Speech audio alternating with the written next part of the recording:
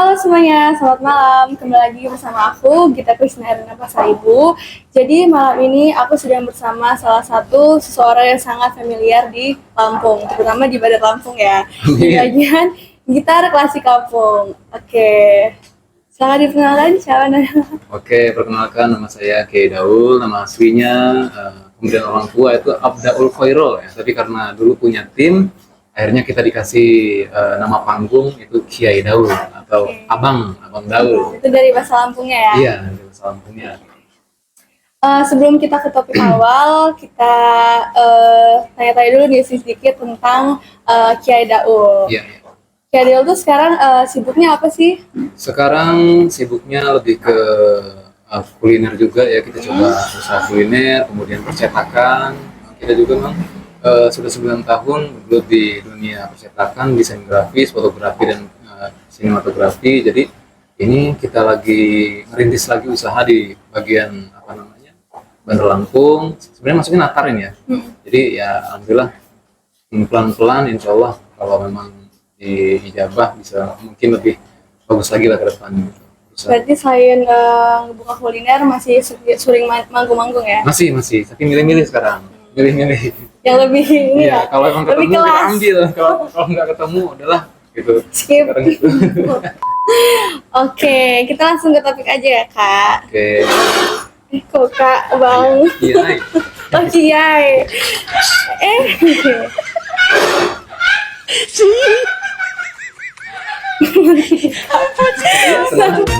Oke, kita langsung ke topik ya. Oke, siap kita. Untuk pertanyaan pertama itu sejak kapan sih Kiai Daul ini belajar gitar klasik Lampung? Sebenarnya kalau belajar gitar klasik Lampung itu waktu masih SMA ya. SMA itu dia waktu umur sekitar 17-18 ya. Jadi tahun 2010-2011. 2010-2011. Jadi akhirnya karena memang minat di satu lagu, akhirnya ketika udah bisa nyelesain nih satu lagu, itu belajar, ternyata hafalin lagu kedua, ketiga, udah sekedar gitu aja. Jadi mulai itu tahun 2011-12 lah, gitu awal-awalnya. Jadi mulai dari waktu zaman sekolah. Iya, SMA. Terus itu kenapa sih Kia ini memilih untuk belajar gitar klasik Lampung? Kalau Kia ini belajar gitar klasik Lampung sebenarnya memang dulu itu saya ini punya kakek memang dia tuh memang pemusik Lampung gitu. Jadi dulu pemain gambus, pemain biola. Jadi ketika saya lagi SMP waktu itu, Kia lagi SMP, beliau meninggal. Akhirnya setelah tanya-tanya sama nenek, saya lagi tertarik dengan gitar klasik. Diarahin lah sama nenek, udah katanya kamu ke rumah ini aja, saudara-saudara kakek aja belajar, dan ternyata makin dipelajari makin tertarik gitu sama gitar klasik, dan akhirnya sampai sekarang inilah gitu. Jadi penerusnya ya gitu. Penerusnya ya? Gitu sebenarnya. Oke. Pertanyaan ketiga, ada nggak sih Kia ngerasa kesulitan untuk belajar gitar klasik ini? Sebenarnya kalau dibilang sulit, nggak sulit sih, karena memang basic kita memang belajar gitar ya, sering petik-petik gitar, ngehafalin satu lagu, 2 lagu, 3 lagu, setelah 3 lagu udah mudah, lagu apapun jadi mudah terbiasa gitu. Nggak kayak belajar musik yang mungkin lebih rumit. Kalau ini insya Allah malah lebih mudah bagi Kiai gitu. Gimana sih pertama kali Kiai belajar gitar klasik Lampung ini? Dulu tuh belajar sama saudara-saudara, keluarga yang memang juga jauh tempatnya. Mau diceritain nggak nih perjalanannya dulu? Boleh. Jadi kita tuh belajar sampai dari waktu SMA itu kita jalan kaki tuh lewat sawah-sawah ya, lewat sawah-sawah kita terus nyariin rumah saudara-saudara tentang situ. Akhirnya belajar 1 lagu, 2 lagu, 1 minggu 2 kali, 1 minggu 2 kali. Pulang dari hari Minuk ya, dari Minuk pagi-pagi itu berangkat lagi sekolah, rutin selama 2 minggu berturut-turut. Akhirnya makin ada peningkatan dan berkembang terus gitu sampai sekarang ini. Terus kapan pertama kali Kiai mulai tampil di publik memainin alat musik gitar klasik ini? Pertama kali Kiai nampilin gitar klasik Lampung itu waktu di SMA. Terus di acara sekolahan ya, dan alhamdulillah ternyata apresiasi.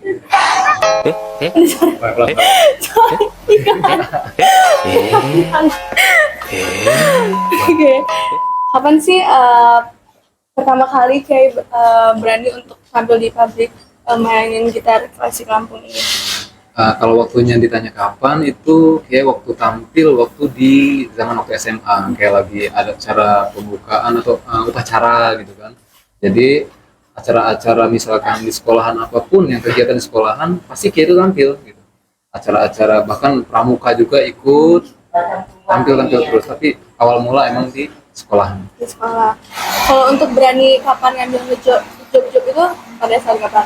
Kalau awal-awal berani ngambil job semenjak Kiai di YouTube naik kan, lagu-lagu Kiai itu yang cover-cover lagu naik, akhirnya itulah mulai, karena memang udah banyak menguasai banyak beberapa lagu ya, akhirnya ya nampilin seadanya awal-awal di YouTube lah, mulai awal-awal. Itu biasanya Kiai suka tampil di acara apa aja? Selain acara pernikahan, acara-acara pemerintahan juga, bahkan acara-acara event-event juga udah sering kayak, sampai bahkan keluar kota, acara-acara banyak banget pokoknya. Kalau di awal-awal emang dari wedding juga, di wedding sekarang terus bahkan acara pemerintahan. Kayaknya pernah ya, aku pernah lihat kayak acara di fashion show itu ya. Ya, fashion show itu di annual show di apa namanya, PIM 3 Pondok Indah Mall 3 itu acara Mel Ahyar, jadi fashion show. Jadi nampilin ada apa namanya, penampilan busana ya, ada yang dari Lampung, ada yang dari apa, Batak tuh apa? Sumatera Selatan ya, Sumatera Utara ya, Utara. Sumatera Utara. Terus apa namanya, kayaknya ada dua itulah, ada dua akhirnya di situ yang ada di Mel Ahyar itu termasuk banyak artis yang ada di situ gitu. Jadi dia fashion show, dia nampilin ketika kostum-kostum yang ada di Lampung pas lagi tampil di catwalk itu, Kiai baru ngirim. Kalau untuk kostum biasanya Kiai itu suka pakai kostum apa aja saat pertunjukan? Sebenarnya yang penting ada unsur etniknya, ada pesisir, pepadun, kayak jadi satuin gitu. Jadi nggak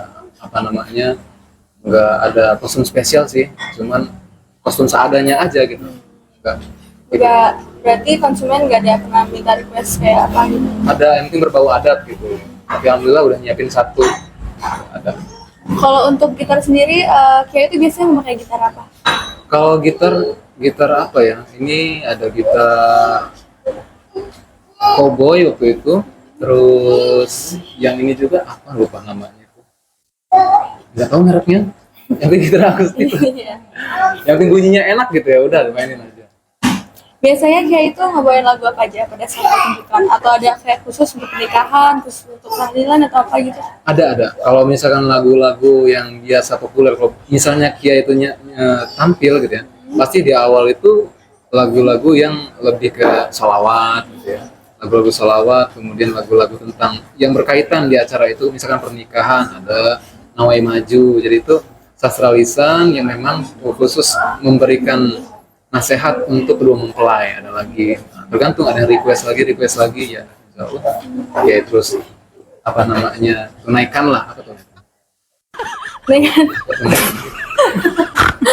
Oke, lanjut.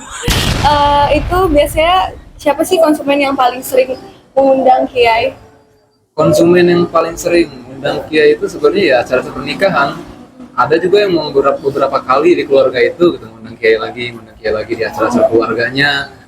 Terus pemerintahan juga sering gitu, pemerintahan dari dinas pendidik dari kabupaten bahkan provinsi gitu. Sekarang kita ke pertanyaan yang lebih sensitif ya. Boleh. Berapa sih bayaran Kiai setiap kali job dari kecil aja deh? Agak gimana ya ngebahas bayaran. Kalau disebutin kadang-kadang nanti gimana, cuman ya itulah salah satu kita juga memang mempertahankan ya.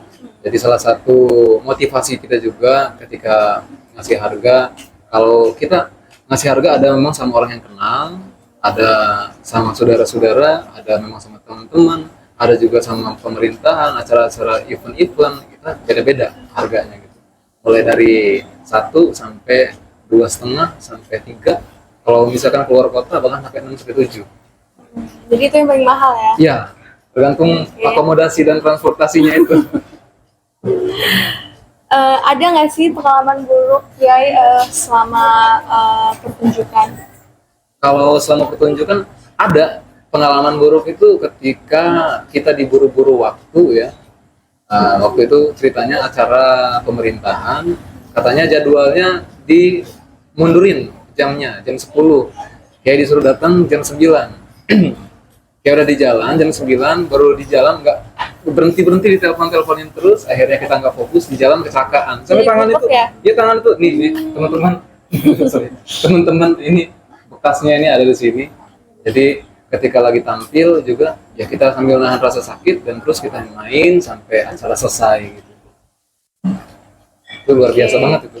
Iya, berarti bagus sama sih rasanya. Oke. Lanjut, kenapa sih kayak ini memilih lebih tertarik terhadap gitar klasik Lampung, sedangkan sekarang ini kan banyak kalangan muda kan, zaman sekarang itu lebih tertarik dengan musik-musik kebarat-baratan Iya. dibandingkan tradisi. Sebenarnya kalau kayak ini juga suka dengan musik-musik barat, musik-musik bahkan daerah-daerah lain pun kayak itu dulu ya suka bawain gitu. Daerah-daerah lain kayak Aceh kita suka, kayak juga suka lagu-lagu Padang, lagu-lagu apa namanya Palembang, lagu-lagu Sunda, lagu Jawa.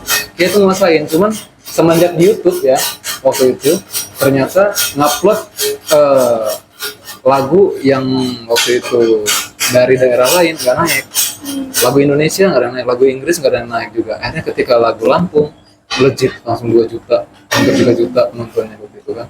Jadi alhamdulillah karena kita ngelihat pasar kan, ternyata penonton itu lebih seneng ketika kita itu bawain lagu Lampung gitu. Jadi akhirnya kita terusin dan memang dasarnya udah suka dari awalnya gitu. Lanjutin perjalanannya Datu gitu.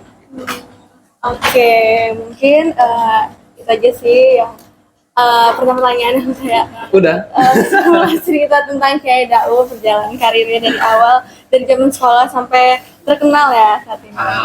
Amin. Sebelum aku akhiri, mungkin Kiai bisa kasih pesan-pesan singkat dong buat kita semua, terutama tentang gitar klasik Lampung. Pesan-pesannya apa ya untuk teman-teman, kita terus belajar dan terus berkembang. Mau zaman terus berganti, perkembangan zaman juga makin canggih gitu ya. Tapi ya jangan lupa kita juga punya apa namanya budaya, punya apa namanya kayakan budaya dari Lampung kita sendiri lah gitu terutama. Memang harus kita terus kembangkan dan juga lestarikan. Gitu. Jangan lupa meskipun terserah suka dengan apapun, musik-musik genre apapun atau genre apapun terserah. Yang penting jangan lupa juga kita ini punya apa namanya punya musik dari daerah kita sendiri gitu. Kita wajib juga melestarikan dan semangat dan jangan malu gitu. Pokoknya pesan untuk teman-teman semuanya jangan pernah malu dan terus belajar sampai kapanpun. Untuk melestarikan budaya lokal itu sendiri. Iya, betul itu kita. Mungkin cukup sampai sini aja. Iya. Berbincang-bincang singkat kita. Lebih mohon maaf ya Kak. Iya, Aku sama-sama juga kita. udah ngomongin waktunya Terima buat kasih juga. cerita ya. Oke, mungkin sekian dari saya. Terima kasih. Assalamualaikum warahmatullahi wabarakatuh. Waalaikumsalam warahmatullahi wabarakatuh. Terima kasih. Terima kasih. Oke, udah gitu aja.